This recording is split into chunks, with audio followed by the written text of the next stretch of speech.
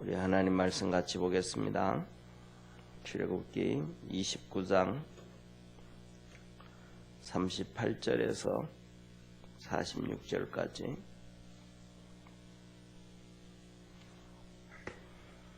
오늘 이 제사장과 관련되어진 예배입니다. 그리고 이제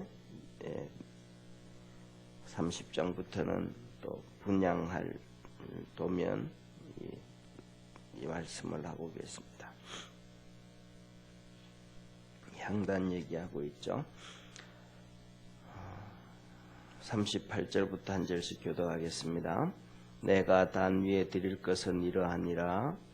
매일 1년 된 어린 양 2마리니 한 어린 양은 아침에 드리고 한 어린 양은 저녁 때에 드릴지며 한 어린 양에 고운 밀가루 에바 10분의 1과 찌은 기름 흰 4분의 1을 더하고 또 전제로 포도주 흰의 4분의 1을 더할지며 한 어린 양은 저녁 때에 드리되 아침과 일반으로 소제와 전제를 그것과 함께 드려 향기로운 냄새가 되게 하여 여호와께 화제를 삼을지니 이는 너희가 대대로 여호와 앞 회막문에서 늘 드릴 번제라. 내가 거기서 너희와 만나고 내게 말하리라. 내가 거기서 이스라엘 자손을 만나리니 내 영광을 인하여 회막이 거룩하게 될지라. 내가 그 회막과 단을 거룩하게 하며 아론과 그 아들들도 거룩하게 하여 내게 제사장 직분을 행하게 하며 내가 이스라엘 자손 중에 거하여 그들의 하나님이 되리니 같이 우리 합독합니다. 그들은 내가 그들의 하나님 여호와로서 그들 중에 거하려고 그들을 애굽 땅에서 인도하여 낸 줄을 알리라. 나는 그들의 하나님 여호와니라. 아멘. 오늘은 하나님께서 이 제사장들이 아침 저녁으로 매일매일 하나님 앞에 번제와 소제와 그 다음에 그 전제를 드려라 그렇게 말씀을 합니다. 그래서 아침 저녁으로 똑같이 그 하나님 앞에 번제와 소제와 전제를 드리는데 이 번제와 소제와 전제는 화제로 드려라. 이 태워서 하나님 앞에 드려라. 그래서 그 태움으로 말미암아 나오는 그 향기로운 냄새, 그 하나님이 향기롭다 그신 거예요. 사실은 모르겠습니다. 그렇게 한 번도 그 냄새를 안 맡아봐서 냄새가 어떤지는 모르는데 하나님이 향기로운 제사다 그렇게 말해요. 근데 첫째, 매일 아침마다 번제로 1년 된 양 한 마리를 하고 그 다음에 두 번째로는 소제로 여기서 오늘 40절에 이렇게 말씀하거든요. 고운 밀가루 에바 10분의 1. 제가 이렇게 한번 그 인터넷에서 이렇게 찾아보니까 여기 부분은 거의 대부분 뭐라 그럴까 그대로 표현을 에바라고 쓰고 흰이라고 쓰고 이 용량 그걸 그대로 성경 원문 그대로 해놨어요. NIV 성경 같은 경우에는 어떤 부분은 이렇게 오늘날 단위로 표현해 온 데가 군데군데가 있는데 이 부분은 오늘날 우리가 사용하는 그거로 안 하고 그냥 똑같이 해놨어요. 그래서 성경을 번역함에 있어서 좀 일관성 있게 이제는 우리가 이렇게 읽을 때 이해하기 쉽을 정도로 한국 사람이 읽을 때는 한국 사람이 읽을 쉽게 하고 또 미국 사람들이 하는 이 단위가 다르잖아요. 또 영국 사람들이 하는 단위가 다르고 그 단위에 맞춰서 이렇게 하면 성도들이 이렇게 읽으면서도 이렇게 체감이 되어질 텐데 그게 좀 어렵게 되어져 있습니다. 그래서 오늘 여기 보면 에바 같은 경우에는 거의 한 이렇게 3.6m 아니요. 에바는 3.6L가 아니고 흰이 3.6L 정도 되고 에바는 곡식이니까 한 40L 정도 되어집니다. 40L 정도. 그러니까 40L 정도 되어지면 이 우리가 요새 주로 사용하는 물 페트병 있잖아. 큰 페트병 있잖아요. 물 페트병. 그게 한 2L 나오거든요. 어떤 뭐 콜라병 같은 경우는 1.5L도 있고 1.8L도 있는데 물로 물 먹는 리터 큰 거 그게 한 2L 나오니까 한 에바 하면 그게 한 20개 정도의 양이에요. 그러니까 적은 양이 아니죠. 큰 양이죠. 그런데 이것의 10분의 1 정도 되니까 그러니까 2L짜리 물통 2개 정도예요. 그 정도의 밀가루, 2L 정도 되는 물통 2개 정도의 밀가루, 고운 밀가루하고, 그 다음에 그 밑에 보면 기름에 찌은 기름의 흰 4분의 1. 흰이라는 거는 좀 전에 말씀드렸던 것처럼 이거는 또 이게 출애굽기에 기록된 거잖아요. 출애굽기잖아요. 그러니까 출애굽기니까 이 단위가 또 흰이라는 단위가 그 애굽의 단위예요. 성경을 보다 보면 이런 용량의 단위들이 여러 개가 막 나옵니다. 그러니까 출애굽기는 이때는 아직도 이스라엘 나라가 형성되지 아니하였고 이스라엘의 이러한 체계가 안 세워져 있으니까 헬라어 용량을 그대로 써요. 그래서 애굽의 용량을, 그래서 이거는 여기는 또 흰이란 애굽의 용량을 얘기하거든요. 그리고 나중에 또 이렇게 이스라엘 백성들이 우리가 잘 아는 것처럼 다니엘서라든지 그다음에 에스겔서라든지 이때로 넘어가면 또 그 페르시아, 바벨론 이때 또 용량들을 또 한 번씩 나올 때가 있어요. 그때는 또 거기에 그 속국으로 있으니까 바벨론 포로로 끌려가고 페르시아에서 생활하니까 그들에게 또 이렇게 다시 말하면 이스라엘 백성들인데도 예를 들면 우리나라의 사람들이 뭐 이렇게 일본에 가서 산다든지 미국에 가서 산다든지 영국에 가서 살면 그들에게 얘기할 때 단위를 그냥 뭐 1세대면 괜찮지만 2세대, 3세대가 되어지면 거기에 있는 용량을 얘기해야만 되잖아요. 한국 용량을 얘기해야 되는 게 아니고 그런 것처럼 성경이 그렇게 기록이 되어져 있습니다. 그래서 이 흰은 3.6L 정도 기름이니까, 그러니까 이것의 4분의 1이니까 거의 뭐 한 이 500ml짜리 2개 가까이 되는, 조금 빠지는 2개 정도 되는 이걸로 이렇게 기름을 하고, 그 다음에 전제도 포도주도 똑같이 한 그 1리터 정도 되어지는 걸로 해서 이렇게 하나님 앞에 드려라, 그렇게 말합니다. 그래서 이게 포도주 같은 경우에는 이렇게 대접에 담아 놓는 게 아니고 호리병에 담아 놓는 거거든요. 호리병이라든지 사기로 된 호리병이라든지 이런 데 담았는데, 이것을 이렇게 다 쏟음으로 말미암아 이렇게 모든 것들이 하나님 앞에 에너지가 쏟아지듯이, 열정을 하나님 앞에 드리듯이 이것을 다 그렇게 드리는 걸 얘기해요. 그래서 이렇게 이제 곡식, 밀가루와 기름으로 하나님 앞에 드려지는 것이 소제, 그 다음에 포도주로 드려지는 것이 전제. 근데 소제와 전제의 의미는 거의 비슷합니다. 하나님 앞에 충성을 다짐하는 것이 소제와 전제입니다. 그래서 내 모든 정성, 우리 성경 보면 신명기에 보면 너는 마음을 다하고 뜻을 다하고 정성을 다하고 목숨을 다해서 하나님을 사랑하라 그러잖아요.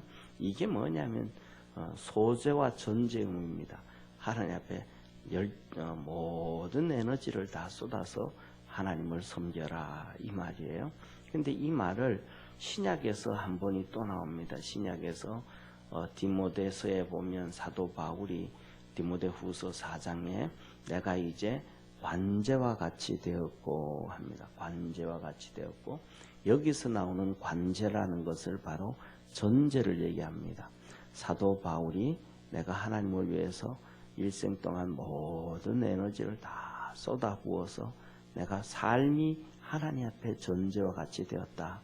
그래서 이제 모든 것이 끝났기 때문에 내가 이제 하나님 앞에 갈 때가 됐다라고 얘기하죠. 그러면서 하나님이 나를 위하여 의의 면류관을 준비해 주셨다.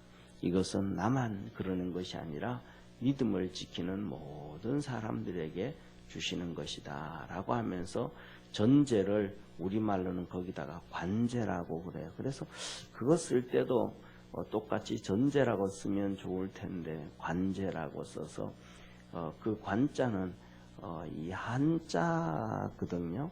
그래서 그것을 수로 관자 씁니다. 수로 관자. 그러니까 이게 다시 말하면 그 옛날에 시골에 논이 있으면 그 논 사이로 그 도랑이 있잖아요. 도랑이 그 물이 지나간단 말이에요.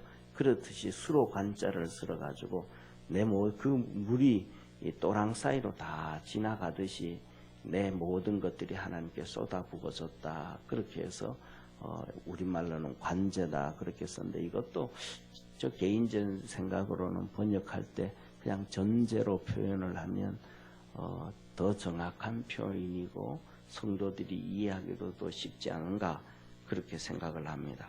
그래서 이것들을 가지고 이렇게 번제, 소제, 그 다음에 전제, 이 세 가지를 전부 다 내서 하나님 앞에 태워서 드려라. 그래서 화제로 드려라. 그러면 하나님이 기뻐 받으시는 향기로운 제물이 된다. 그렇게 말씀합니다. 그러면 이렇게 하면 하나님께서 이때 아침에 이제 화제를 드리고 성소에 들어와서 하나님 앞에 기도하면 42절에 하나님께서 내가 그들을 만나 줄 것이고 내가 내게 말라여 줄 것이다. 매일매일마다 해야 될 일들 하나님 앞에 어떻게 있는 것인지 하나님이 말씀을 해 주실 것이고 또 이스라엘을 만날 것이다.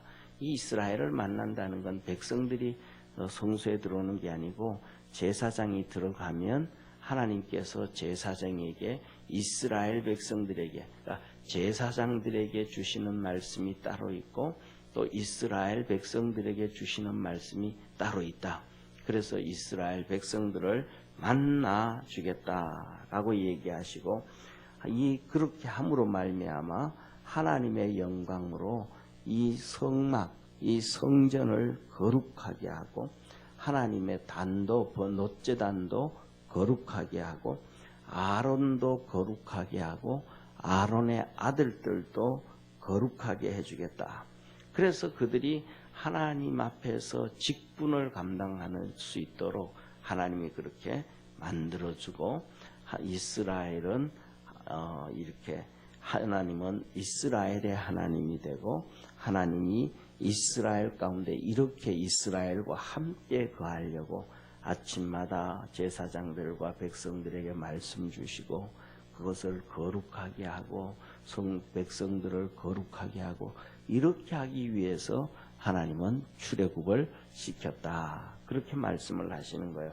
이 말씀을 보면서 우리가 또 하나 생각해야 될 것은 여기 이렇게 말씀을 하고 있는데 나중에 이렇게 이제 보면 레위기에 나올 레위기로 넘어가고 그다음에 사사기로 그다음에 이제 열왕기상, 열왕기하 이쪽으로 넘어가게 되어지면 성경에서 보다 보면 상번제 나옵니다.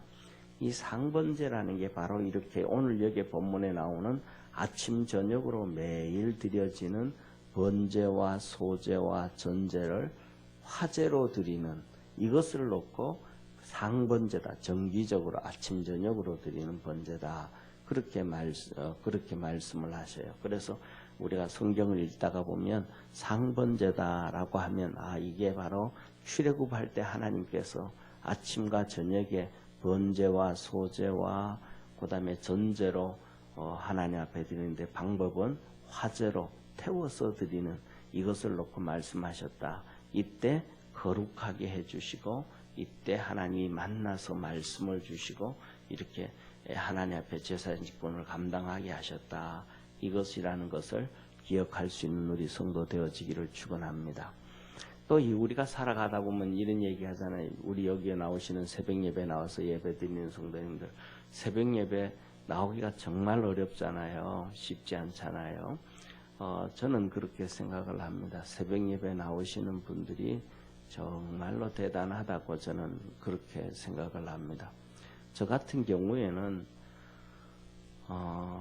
이 저녁형 인간이지 아침형 인간이 아니라가지고 새벽에 일어나는 게 정말로 쉽지 않고 옛날부터 어려웠습니다.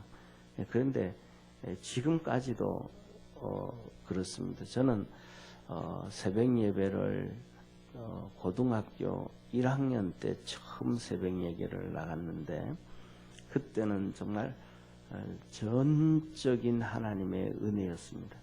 그래서 그때는 뭐 이렇게 알람 시계도 없었고 그랬는데 이렇게 잠을 자면 뭐 몇 시에 자는 것과 상관없이 12시에 잠이 들든 11시에 들든 1시에 잠이 들든 상관없이 이렇게 잠을 자면 우리가 정말로 잠 잘 잤다 하면서 기지개 쫙 펴잖아요. 그죠? 그렇게 잘 잤다고 눈을 뜨면 4시 5분, 4시 25분, 4시 30분 그 사이에요. 항상. 그래서 일어나서 세수하고 이렇게 한 5분 정도 걸어서 새벽 기도 가면 5시 예배 드릴 수 있는 그때 정말 하나님이 그냥 깨워주시고 은혜 주시고 해서 새벽 기도를 좀 다녔습니다. 계속해서 그렇게 다닌 건 아니고 하나님이 이렇게 깨워주실 때가 있었습니다. 그러면서 새벽 기도를 다녔고 나중에는 하나님이 부르셔서 그래서 이 길을 가게 되어졌기 때문에 이제는 내가 새벽 기도 다녀야 된다 해서 그때부터는 이제 막 정말로 이렇게 신학교 가서는 몸부림치면서 새벽 기도를 다니는데 아직도 새벽에 일어나는 것이 막 이렇게 긴장이 되어지고 이렇게 그 밤에 잠을 잘 때도 그냥 푹 잊어버리고 이렇게 자는 경우가 거의 없습니다. 그래서 이 새벽 기도 나오시는 분들이 정말로 대단하신 분이다. 저는 그렇게 생각을 해요. 그런데 우리가 신앙생활 하다 보면 이런 얘기 들었잖아요. 목사도 그렇고 성도들도 그렇고 하는 얘기가 새벽 기도 없으면 목사할 만한데 이런 얘기하는 경우 있잖아요. 또 어떤 분들은 나는 목사가 돼도 새벽 기도 절대로 안 해 이러시는 분들이 있는데 그러면서 하는 얘기가 뭐냐면 이 새벽 기도를 도대체 누가 만들어서 이렇게 힘들게 하냐 이런 얘기하는 경우도 그냥 농담 삼아 하는 얘기가 있는데 그때 어떤 사람 그러죠. 예수님이 만들었다고 예수님이 새벽에 다니셨다고 새벽 미명에 일어나셔서 한적한 곳에 가서 기도하시고 예수님이 새벽 예배 하셨다 그랬는데 예수님이 그렇게 하셨지만은 오늘 여기에 보면 벌써 이스라엘 백성을 불러서 가나안 땅 들어가게 할 때 하나님은 이때 벌써 아침과 저녁에 하나님 앞에 번제를 드리고 그 새벽에 하나님을 많이 만나 주시고 음성을 들려주시고 이스라엘 백성들과 제사장들에게 말씀을 주셔서 하루하루 살아가고 거룩하게 하시는 것이 바로 이 새벽 예배고 새벽 예배다라는 거예요. 아침 저녁으로 예배 드리는 것. 그래서 정말로 이 새벽에 나오시는 분들이 기억해야 할 것은 내가 정말로 하나님께서 말씀하신 대로 내가 살아가고 있다. 그렇게 기억하고 믿음으로 더 열심히 살아갈 수 있는 그러한 축복의 성도가 되기를 축원합니다. 그러면서 이 새벽 예배 나오면서 기억하실 것이 하나가 있는데 하나님이 그러는 거예요. 뭐냐면 이 새벽에 만나서 내가 너에게 만나 줄 것이고 내가 너에게 만나 주고 내가 너에게 말씀해 주시고 내가 너를 거룩하게 하고 그래서 내 하나님이 되고 내 백성이 된다. 그래서 하나님이 나와 우리와 함께 계시기 원해서 출애굽을 시켰던 것처럼 오늘도 우리 하나님이 우리와 함께 하신다라는 이 네 가지 사실을 꼭 기억할 수 있는 성도 되기를 바랍니다. 그래서 첫째로는 말씀을 주시고 두 번째로는 거룩하게 해주시고 그 다음에 세 번째로는 직분을 감당하게 거룩하게 해서 아론과 제사장들 그 직분을 감당하게 하셨거든요. 그래서 직분을 감당하게 해주시고 네 번째로는 함께 하신다. 매일매일 하나님이 함께 하심을 기억할 수 있는 성도 되어지기를 축원합니다. 그래서 제가 생각하는 경우에는 목사로서 생각하는 경우에는 우리 모든 주의 종들은 목사나 부목사나 전도사나 당연하겠지만은 우리 평신도들도 직분자들은 장로라든지 권사, 집사, 구역장, 그다음에 남전도회, 여전도회 임원들 이런 분들은 교회 안에서 교사라든지 구역장이든지 이런 직분자들은 매일은 쉽지가 않다 할지라도 제 생각하기에는 일주일에 두세 번 정도는 새벽 기도를 나오고 하나님 앞에 기도하고 하나님 앞에 서 있는 것이 더 성경적이고 바람직하다 그렇게 생각을 합니다. 그것을 위해서도 기도해 주시기를 바랍니다. 기도하겠습니다. 전능하신 하나님 아버지, 오늘은 매일 아침과 저녁에 드려지는 이 번제와 소제와 전제 이것을 불로 태우는 화제로 드려라. 향기로운 냄새라 라고 하셨습니다. 이 향기로운 냄새를 하나님께서 맡으시고 만나 주시고 그 다음에 거룩하게 하시고 그래서 직분을 감당하게 하시고 우리와 함께 계시겠다고 약속하셨습니다.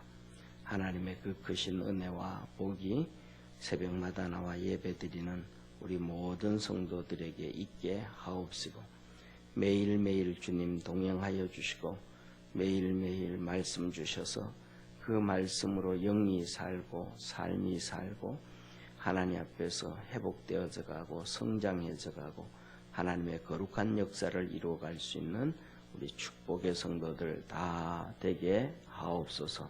오늘도 성령 안에서 함께 하옵시되 한 주간 시작합니다. 하나님께서 능력 있게 하옵시고 형통한 역사 이루시옵소서. 구원하신 예수님의 이름으로 기도드립니다. 아멘. 하늘에 계신 우리 아버지여, 이름이 거룩히 여김을 받으시오며 나라에 임하옵시며 뜻이 하늘에서 이룬 것 같이 땅에서도 이루어지리다.